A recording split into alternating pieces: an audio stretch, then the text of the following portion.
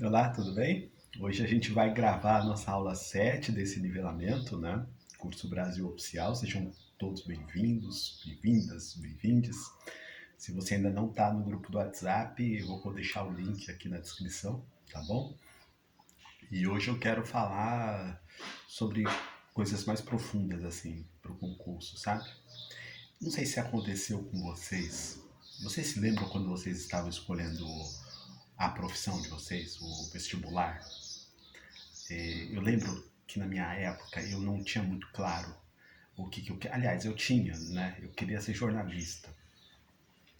Mas eu sabia também que passar num vestibular para jornalismo na Universidade de São Paulo, que era o que eu pleiteava na ECA, seria uma coisa meio inglória para quem vem da periferia.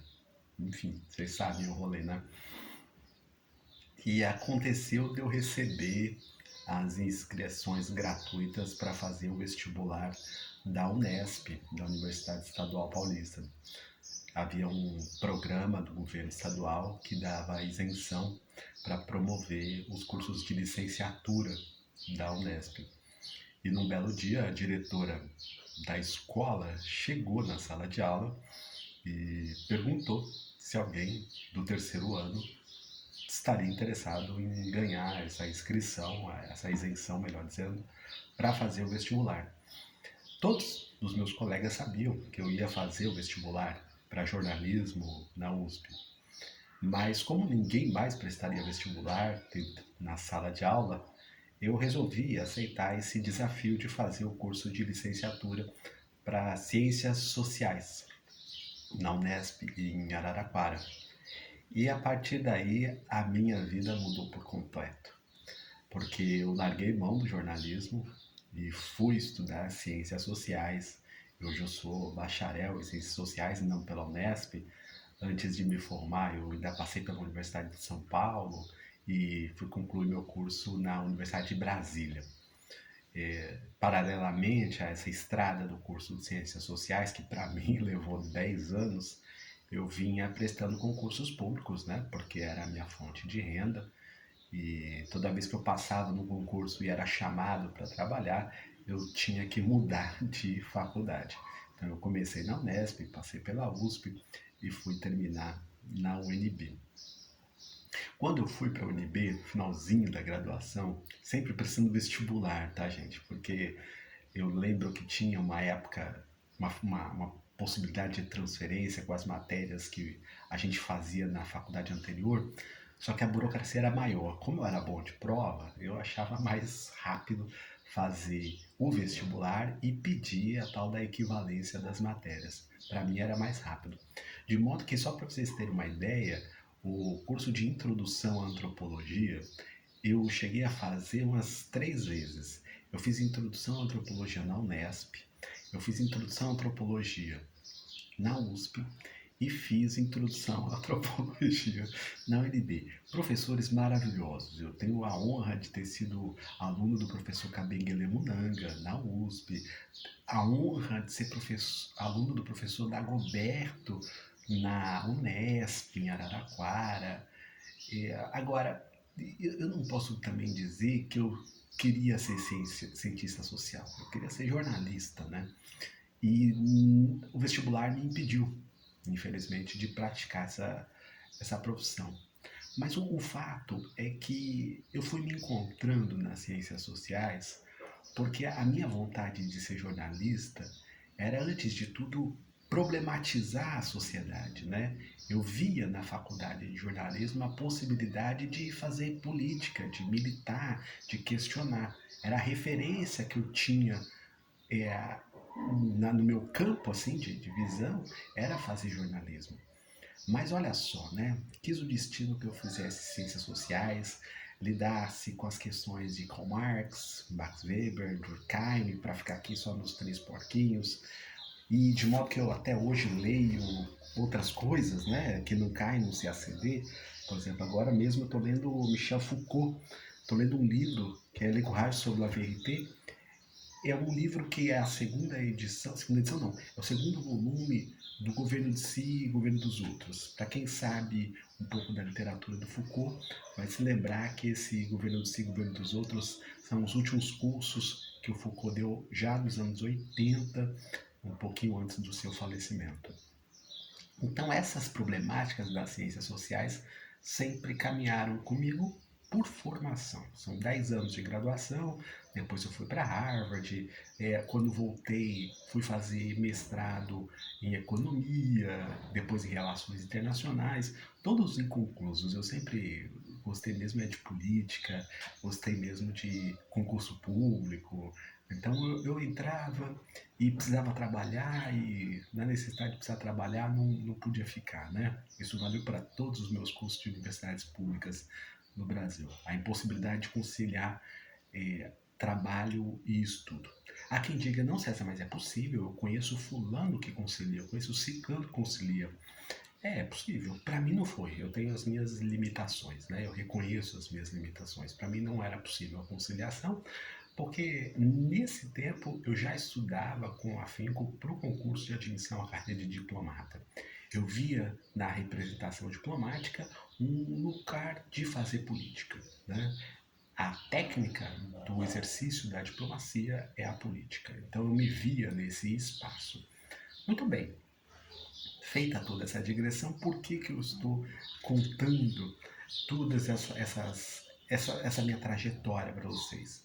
Porque eu imagino que vocês também têm uma trajetória. E faz todo sentido vocês percorrerem essa trajetória para encontrar onde, afinal de contas, vocês decidiram ser diplomatas. Esse é o ponto-chave para que nós permaneçamos nesse caminho. Se a gente não souber por que a gente está caminhando nessa estrada, dificilmente a gente vai ser diplomata. Eu já estudo para esse concurso há muitos anos, já pensei em desistir, claro que já pensei, quem nunca pensou em desistir, mas os meus motivos são maiores do que as minhas razões para desistir. Então, como esses motivos são maiores, a tendência é que eu me torne diplomata. Espero que na sua turma, junto com você. Mas e aí? Você sabe por que você quer ser diplomata? Você encontrou uma razão profunda para você caminhar comigo? Porque se você quiser porque está na moda, se você quiser só porque é legal, melhor você não vir, não. Melhor você não vir para você não se frustrar. Eu particularmente, não espero muita coisa de você, não. Nem te conheço, né? Assim, por que eu não espero? Porque eu já me frustrei muito com essas expectativas, sabe? Então, se você quiser vir, vai ser bacana.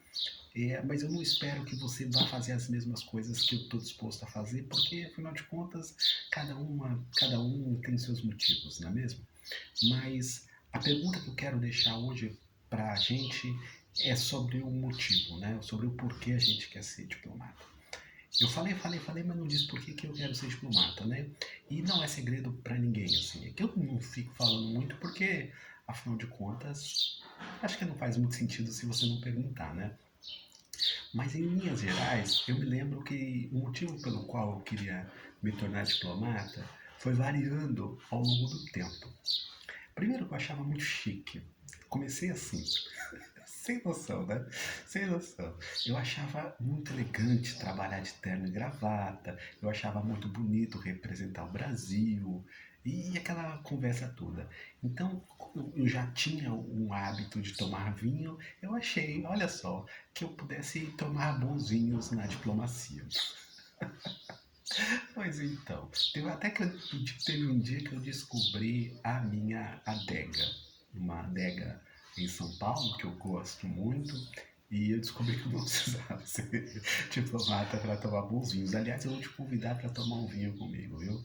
Lá na adega, que eu não posso falar o nome aqui, mas tem uma adega em São Paulo que quem me conhece mais de perto sabe que eu frequento bastante, então já fique aí convidado para tomar um vinho comigo, tá bom? Sim, assim, eu até perdi a concentração, vontade de tomar um vinho. Ó, se você sabe o motivo para além do vinho, você continua estudando. Eu me lembro que, à medida que eu fui estudando para o CACD, isso foi ficando claro no meu percurso. Eu fui percebendo que eu poderia, dentro de uma carreira do Estado brasileiro, exercer as minhas possibilidades e as minhas potencialidades de fazer política. Defender os interesses do Brasil no cenário internacional passou a ser um motivo para mim muito sério. Eu vi a agenda de direitos humanos do governo Lula 1, eu vi a agenda climática do governo Lula 1 também, no começo ali, né? Quando a Marina estava no ministério. Então eu ficava muito interessado em poder ajudar o Brasil, sabe? Muito interessado. Eu via as batalhas do Brasil na OMC, nosso chanceler Celso Amorim, o Roberto Azevedo lá em Genebra, enfim. Eu tinha toda uma expectativa de que eu poderia contribuir com esse processo. Então eu comecei a estudar para concurso, comecei a estudar línguas, enfim, fazer esse processo do CSZ e tudo. Como eu sempre gostei de política, a política interna, doméstica, a política nacional também chamou a minha atenção. E eu me filiei a partido político, porque eu achava que eu poderia, de alguma forma, contribuir para a política doméstica, até para a gente fazer o dever de casa dessas coisas que a gente alardeia aos quatro cantos do mundo aí, né, oficialmente. A gente fala muita coisa para fora, né, de direitos humanos, de agenda ambiental, de combate à corrupção, enfim. E no Brasil a gente tem desafios ainda para cumprir. Para começar aqui na carreira de diplomata, né, mas a gente não vai falar hoje da carreira e da ausência de representatividade no Itamaraty, não. A gente vai deixar para um vídeo próprio. Mas eu me encontrei na política e na capacidade que eu poderia exercer para contribuir. Agora, eu não, depois que entrou o governo Bolsonaro, eu refleti muito se eu queria mesmo ser diplomata, sabe? Eu percebi que o Itamaraty, de alguma forma, não estava meio que me contemplando. O embaixador Ernesto Araújo, o qual eu tenho uma obra sobre o discurso de posse dele, se vocês quiserem, tiver interesse, então tive que estudar o Ernesto Araújo. Não era o Itamaraty que eu queria, não era, definitivamente.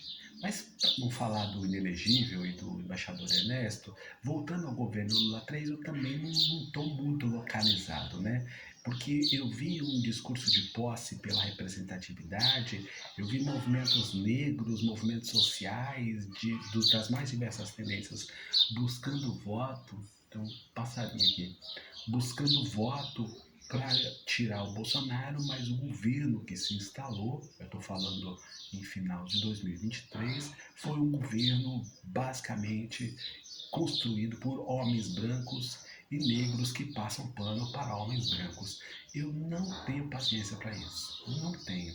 Eu sou da turma do Quilombo, eu acho que a gente, do movimento negro, dos movimentos povos indígenas, dos movimentos quilombolas, do movimento de mulheres, todos esses grupos socialmente minorizados, eles precisam te articular sem Casagrande e sem senzala. Eles precisam reencontrar novas formas de organização. Então eu passei a olhar o Itamaraty como um espaço onde eu poderia sim contribuir para uma política externa do Brasil, mas para um Brasil que não fosse esse do homem branco ocidental. Eu penso que o Itamaraty é um espaço de muitos Brasis. Aliás, eu tenho chamado de política externa periférica, né? O Brasil precisa construir uma política externa periférica. Saiu um livro recentemente, mês passado, 20 de novembro, isso, por uma diplomacia periférica. Nosso também. Então eu recomendo vocês lerem. O meu primeiro livro foi sobre política externa e povos indígenas, e agora eu escrevi sobre uma diplomacia periférica, que é essa forma da gente se reorganizar. Mais uma vez, estou contando essa história para que você perceba o quanto a trajetória da gente fala muito sobre por que nós chegamos até aqui, por que você está me ouvindo, entende? Eu já passei em diversos concursos públicos, enfim, de concurso de nível fundamental, de ensino médio, de ensino superior, mas eu me encontrei mesmo na possibilidade de servir. Quem me conhece há mais tempo já provavelmente deve ter se beneficiado. Eu não me acho nem um pouco melhor por conta disso, né? Até a pessoa às vezes não sabe os perrengues que a gente que se expõe publicamente passa, né? Peço que vocês, na medida do possível, não me defendam, porque eu também não preciso de defesa, né? Mas não deixem as mentiras circularem aí, porque as mentiras só interessam ao mercado que ganha o dinheiro em cima de vocês, tá bom? E eu sou antimercado, sou antimercado. Eu acredito que a representação de um Estado como a República Federativa do Brasil, ela não pode ser baseada sobre relações econômicas. Eu acho que a representação, ela precisa ser uma representação de ordem política. Ela precisa ser uma representação de ordem que represente os brasileiros e não quem fez curso de espanhol, quem fez curso de francês, quem sabe responder pergunta X ou quem sabe responder pergunta Y. Essa reserva de mercado do CACD que te obriga a gastar dinheiro e de determinadas competências e matérias não atendem o interesse nacional. E como eu tenho esse discurso incisivo contra os mercados, contra os cursinhos que ganham muito dinheiro, eu também não quero ser um milionário daquele programa da Rede Globo, não estou afim de ser milionário, acho que a gente precisa reduzir as desigualdades sociais. Como eu faço esse discurso contra-hegemônico, geralmente é possível que apareçam muitas fake news. Então eu peço a ajuda de vocês, se vocês acharem interessante, combaterem essas fake news e se aquilombarem com a gente, tá bom? Vou deixar o link na bio aqui. Eu quero saber da sua trajetória, para ver se faz sentido também a gente caminhar junto. A gente está indo para o vídeo 6, né? Esse aqui. São 30 vídeos de nivelamento. Eu acho que é importante a gente conversar, é importante a gente se conhecer, e eu espero que a gente possa fazer isso mais vezes durante a jornada. Grande abraço e até o próximo vídeo.